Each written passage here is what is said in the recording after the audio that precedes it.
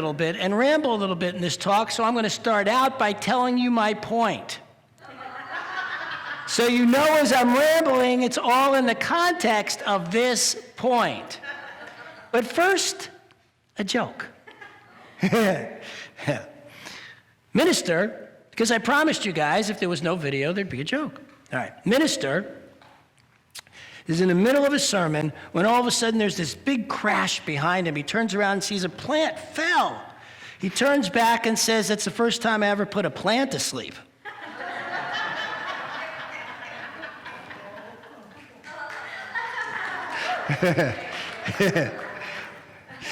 Okay, here we go. So, lost my thread. Where was I? The point of the talk. The point of the talk is beware of labels. That every label is two-sided. That for those that label works for, there's just as many that it doesn't. And in the yin and the yang, we have a lot of labels around what's masculine, what's feminine, who's a dad, who's a mom. Now, you go back far enough in history, right? And there was these cavemen who figured out that cave women were different and that they, something about them was very attractive, and that by having sex, can I say that in a church? Babies were born. And so there was this division that happened there. I think what happened after that in terms of the division of labor fell pretty organically into, well, if somebody's feeding the baby, then somebody else has to go out and hunt. And so some of the things that happened in terms of but I don't think in terms of how they were doing things, happened very organically in terms of what seemed to work best. Because this was before language, they didn't have labels, and it was about survival, and they just wanted to get stuff done so that they could live, survive, prosper, and thrive. As the human mind developed, it started thinking more about this. So you have something that goes back, I think, about 6,000 years called the I Ching. This is an oracle book built in China that was put together by Confucius in China that was built on what they called hexagrams. And these hexagrams were put together because you threw coins or straw sticks or whatever, and they built them up. And two of the hexagrams that they consider the most important are the creative and the receptive. But to really live, you gotta have both, right? It isn't like there's this, and then what the Chinese did, what Confucius did in this is he called the creative masculine and he called the receptive feminine. So it's labels that were put together 6,000 years ago, probably longer, that came about the idea that we needed to label this somehow, that masculine was different from feminine, and if we didn't label it just right, somehow, that was a problem, that by labeling it, it helped. But it didn't help a lot of people. It doesn't help anybody who has a spectrum around that. It doesn't help anybody who feels like they need to be masculine, and yet somehow, because some traits are labeled feminine, feel like that's uncomfortable. Or feminine, and if they have masculine traits, somehow that feels uncomfortable. And I am as guilty of this as anybody else when I see somebody behave in a way that then I go, well, that's a feminine kind of behavior, or that's a masculine kind of behavior. And when we do that, we actually belittle the uniqueness and true diversity that we all are. Because in every single one of us, billions upon billions of people, there is a conglomeration of aspects and character traits that make us unique. But our minds, and we just are so uncomfortable with that because we like to be in groups, right? I mean, we're a social people. But somehow when we get together in groups, for every time there is us, then there is not us. And it is that kind of separation that is helpful in some ways and yet detrimental in others. Beware labels. They're two-sided. And so when we're looking at all this, when you're looking at how you want to label something, someone, yourself, someone you know, when you want to put them in a box, when you're thinking along those lines, you want to be careful because we are God beings, every single one of us, divine. And there is so much more to us than anything that can be said inside a label. Beware labels. So I read an article about Pete Buttigieg saying that there was probably a gay president already. The interesting part about that is that a couple of historians took offense to this and got on the major news stations and said, actually, that would be impossible because the label gay only came about in the 1970s. If somebody slept with a man, same gender sex happened before that, it couldn't be called gay because the label wasn't there yet.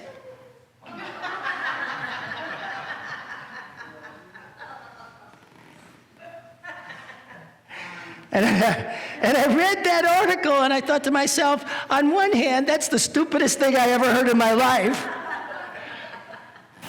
And on another hand, he's actually makes some sense in the fact that it's the label that created gay, not the act.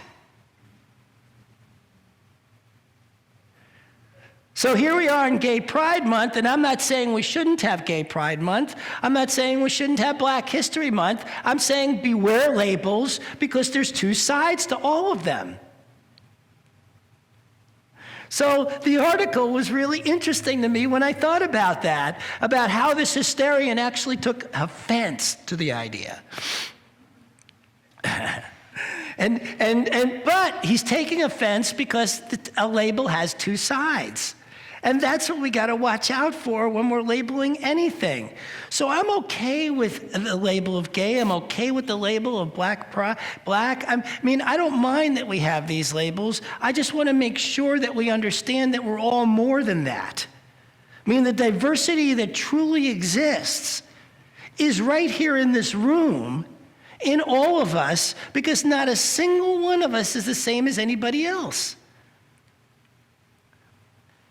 Now, and again, we are a humanity and a social species that loves to come together with like-minded people, people who think the same and feel the same, but they don't. They can feel similar, but it's never the same. I don't know if this may come as a shock to you, but I sit in a lot of groups where, here's an example.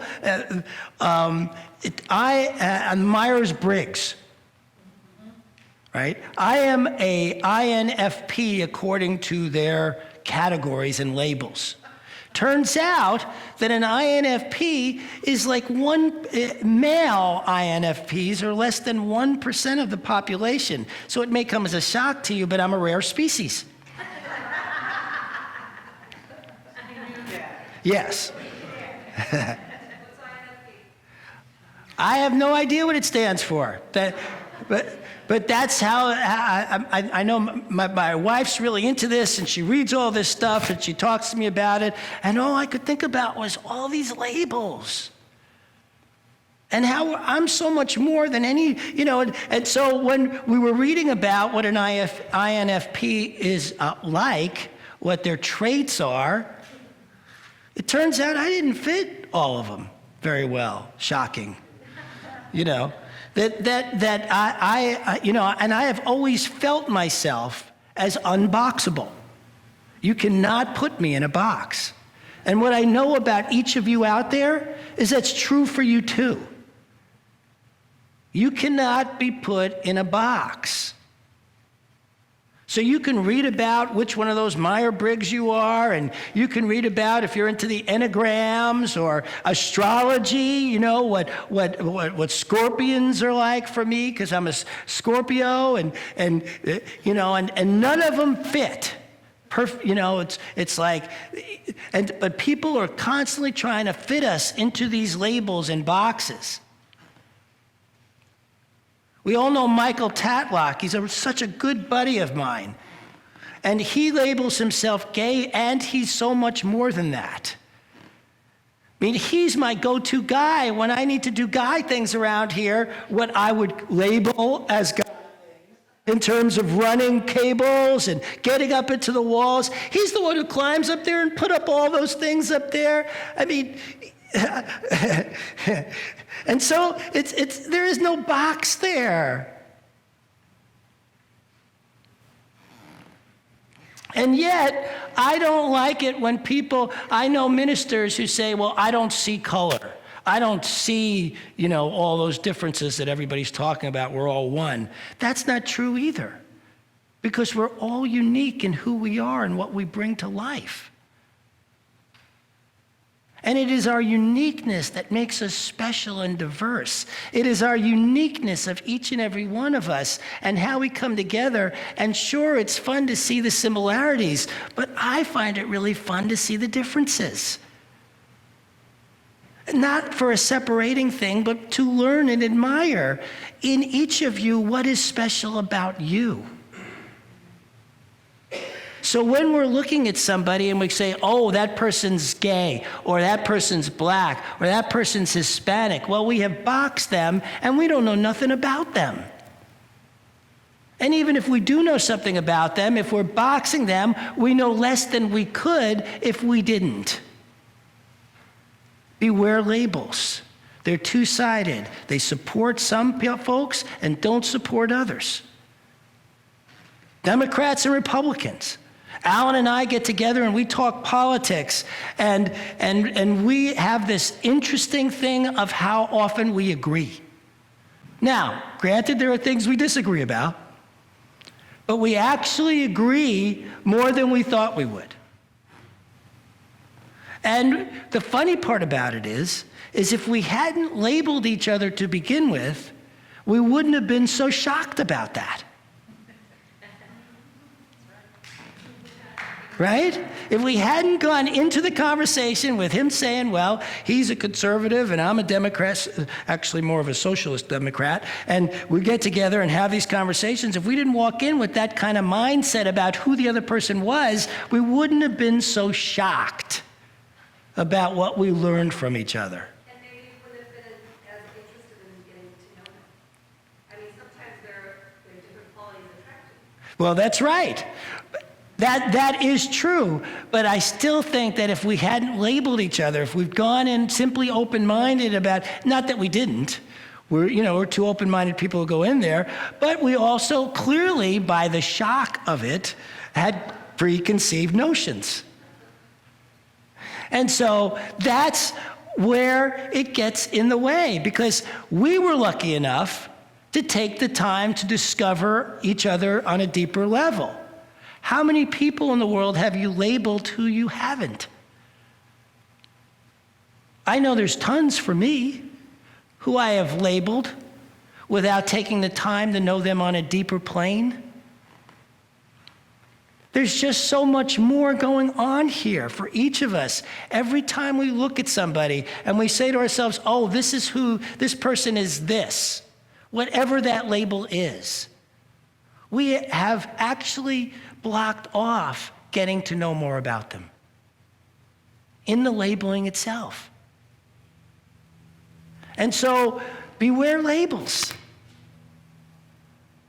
Any label. It doesn't even matter what the label is, because there's always more going on. There's always something deeper. There's always places of similarities, always. You know, I've heard so many stories about people from totally different backgrounds and worlds who have finally had time to spend time together, who were shocked about how much they had in common. Because in the end, the one thing we all have in common is humanity. Our love of life, our desire to be more, our desire to feel love, satisfaction, fulfillment, whatever your background. It doesn't matter who you are. Those things are similar. But what makes those things for us as individuals, that's what becomes really different. Some want to paint. Some want to create songs. Some want to actually be accountants. I didn't mean to just say it like that, but it's always shocking to me. We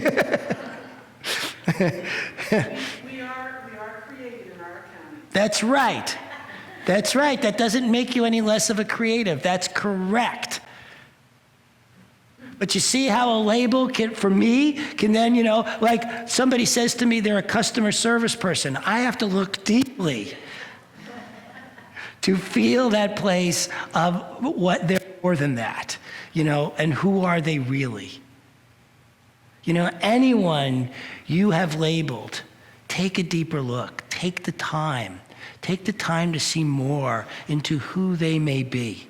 Because there always is more. We are complex creatures. We are not simple beings. No one on this planet who is in human form is a simple being. There is so much going on in there. No matter how much little they may let show, no matter how little you may get to see, there is so much more going on in all of us. And when we take the time to take a look, even a little crack look, I'm not saying spend the rest of your life, because you could, right? You could actually spend your life trying to get to know one other person. Because I have constantly noticing more about my wife. I constantly see other layers and other beauty and other magnificence going on. And I have always thought of her as a beautiful, magnificent person. And yet, day in and day out, I discover more. So we could do that with one other person. And I'm not saying you got to do, if we did that with everybody, you'd never have time to get anything done. You certainly would have time to show up here. So this is about, you know, just taking another look on anyone you have labeled about anything. Take another look. Whatever label you have placed on them, take another look. There's more. There has to be. Masculine, feminine, yin, yang. Those are just two gigantic different scales of which the degrees are endless, infinite on that scale for all of us. And in that, we are expressing our unique beingness. We are expressing the true oneness and the true uniqueness in every moment of who we are. That's what's really possible here. And that's what I know for you and me. Thank you. I love you.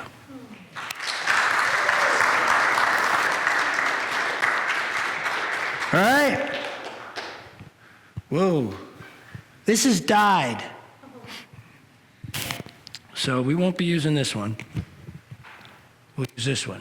So, this is the part of our program where somebody comes up and gets prayed on.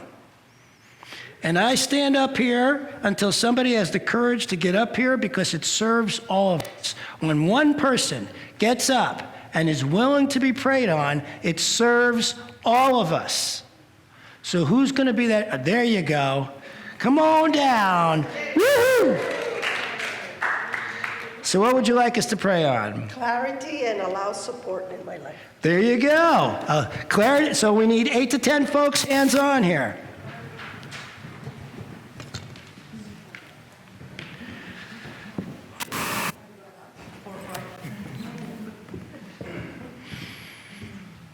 And as always, we're going to start by closing our eyes, taking a deep breath, relaxing, and feeling it within our own hearts. And you folks on the internet, join us. Take a deep breath. Feel it within your own heart. Love. Healing love.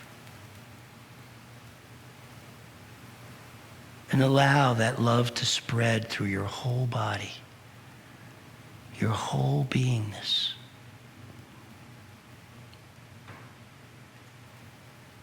And now feel it through the room.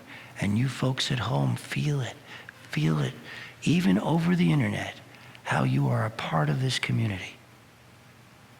As we feel that energy of love and light, clarity and support.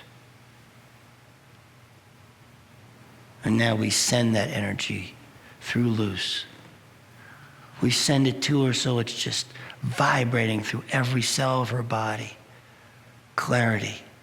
As she opens the support that's right here, right now, she opens the support that's in her life, that is in every aspect of her life.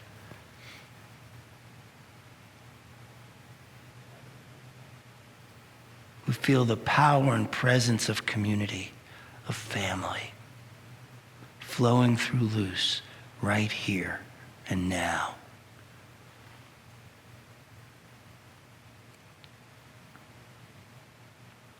We feel the power and presence through all of us because we are all supported and we are all clear, making this stand for Luce right here and right now.